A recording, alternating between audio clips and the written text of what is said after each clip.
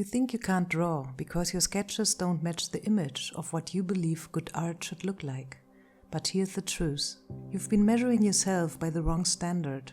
In this video, I'll show you what you've been overlooking, a simple thing you already do every day that quietly proves you can draw. Something so personal, so consistent, that it already speaks your own visual language. You just haven't seen it that way yet. Maybe you've been taught that good drawing is about accuracy, imitation, skill, realism, and anything outside that narrow frame is labeled wrong or not good enough. So you start to question every line, you pause, you erase, you overthink, not because you can't draw, but because you forgot how to trust your own hand.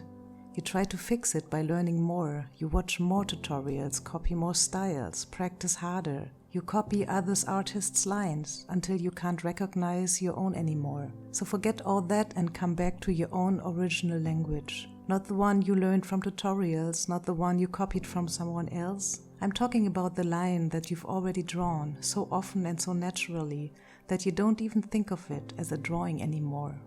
It's your signature, a single line, drawn without rules or fear. You didn't ask permission to make it, you didn't copy anyone else. You just did it again and again until it became part of you. That's identity, that's you. That's a line no one else could ever make. But here's the strange part. Even though it's your line, unmistakably yours, you probably never thought of it as a drawing. But why not?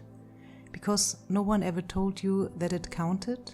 Because it wasn't neat or realistic or impressive? Somewhere along the way, you learned in drawing to mistrust what makes your line different. You learned to hide it, smooth it out, make it look like everyone else's. But why do we celebrate individuality in a signature and fear it in a sketch? Why is the wobble, the tension, the uniqueness something to be corrected when we draw, instead of something to be honored? If you've been struggling to reconnect with your own way of drawing, and if you feel like your line has gotten buried under doubt, let me know. You can contact me on Patreon and I will help you to find your way back to your original creative voice. Or just download my free drawing guide. You will find the links in the description. We all learn to make a signature, not in art class, but in life. No one ever questions whether it looks right or good. No one tells you to change it, to tidy it up, or to make it look like someone else's. Maybe it's time we gave our drawings the same respect. Because your signature isn't just a habit, it's a pattern of movement shaped by your body, your muscles, your nervous system, your unique rhythm.